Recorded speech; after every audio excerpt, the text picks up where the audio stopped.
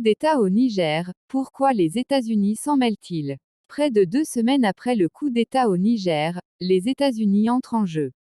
Depuis le 26 juillet, le président du Niger Mohamed Bazoum est retenu dans sa résidence, tandis que les putschistes ont pris le pouvoir.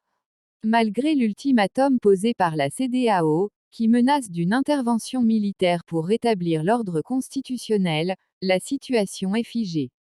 Lundi 7 août, les États-Unis ont tenté une avancée. Une haute responsable de la diplomatie américaine, Victoria Nuland, a rencontré à Niamey les auteurs du coup d'État. Les discussions, qualifiées de difficiles, n'ont pas permis de trouver une solution négociée. La tentative des États-Unis de mener une solution diplomatique n'est pas une surprise. Les Américains ont un certain nombre d'intérêts au Niger, note sur LCI Niagale Bagayoko, chercheuse en relations internationales.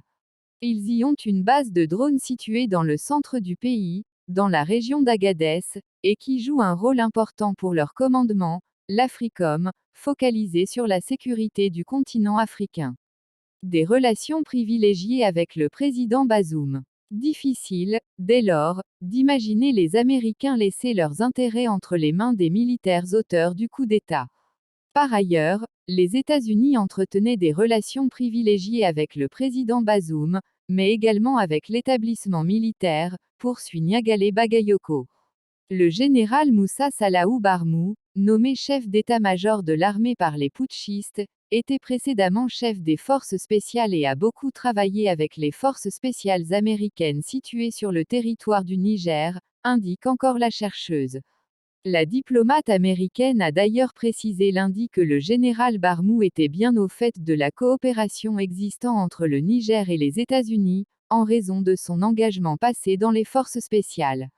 Autre raison de cette tentative américaine, les États-Unis veulent empêcher la junte de trop se rapprocher des juntes burkinabées et maliennes, mais aussi de la société Wagner, et donc de la Russie, précise-t-elle.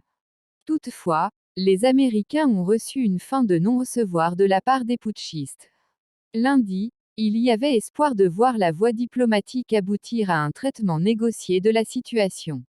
Aujourd'hui, la voie de la diplomatie paraît plus compromise, reconnaît Niagale Bagayoko.